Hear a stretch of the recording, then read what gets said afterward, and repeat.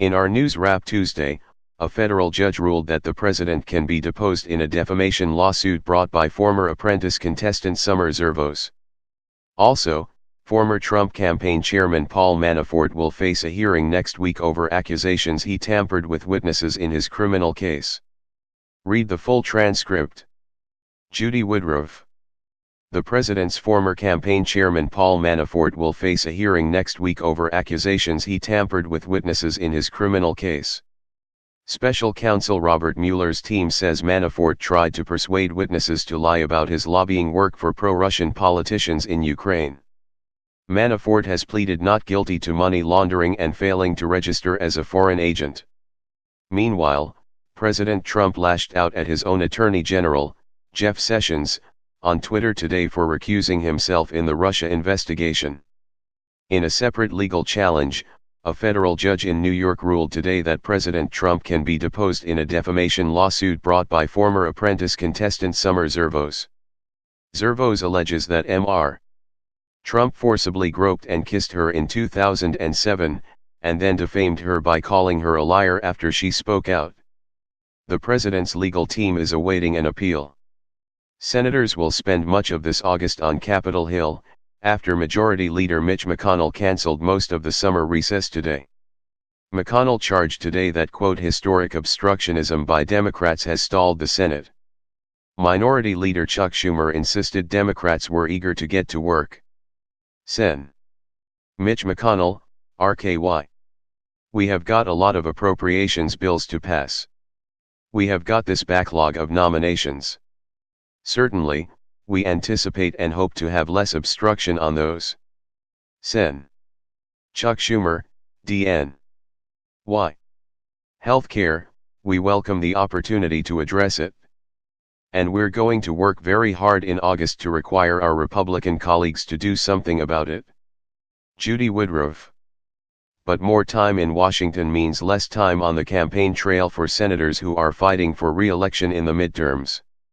The White House's top economic advisor says the president hopes to split NAFTA negotiations into two separate trade deals with Canada and Mexico. Larry Kudlow told Fox News that Mr. Trump will not withdraw from the North American Free Trade Agreement, but will, quote, try a different approach. Trade representatives from the three countries have repeatedly in recent months to try to work out a new deal. Larry Kudlow. He is very seriously contemplating have a shift in NAFTA negotiations.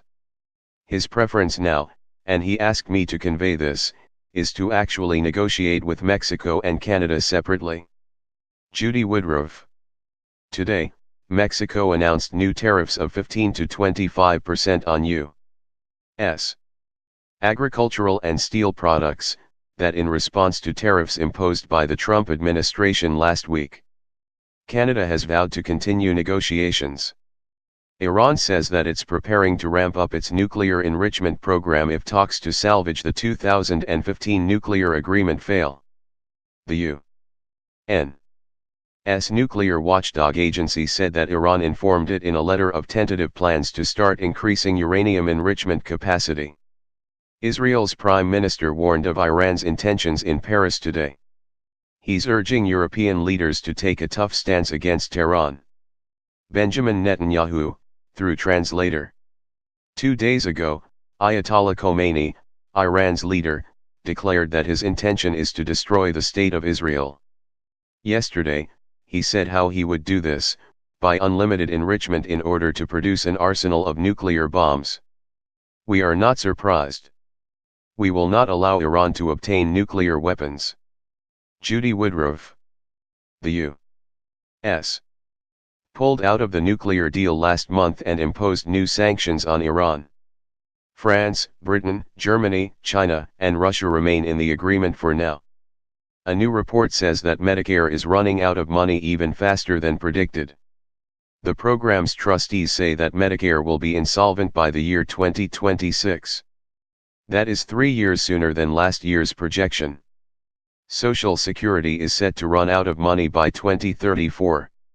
Treasury Secretary Stephen Mnuchin acknowledged long-term issues persist with both programs, but insisted that they remain secure. The White House aide who drew criticism for mocking Senator John McCain no longer works in the administration. The former press aide named Kelly Sadler made light of the Arizona senator's health condition in a meeting last month.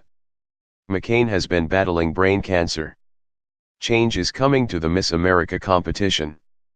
The organization announced that it's dropping the swimsuit portion, and ending a requirement that contestants wear evening gowns. Chairwoman Gretchen Carlson said that Miss America will no longer judge women on their physical appearance.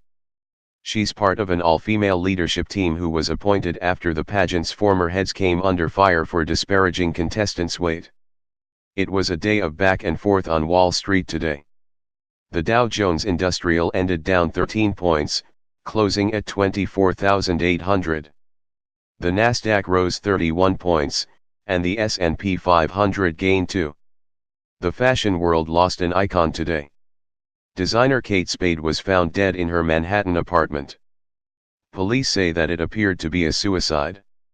Spade built an iconic handbag and clothing empire, Kate Spade New York, which she sold last year in a $2.4 billion deal. She was 55 years old. Still to come on the NewsHour, zero tolerance. A senator goes to Texas to see in person the Trump administration's immigration policies. The Super Bowl champions are disinvited by the White House, a British double agent inside Al-Qaeda, and much more.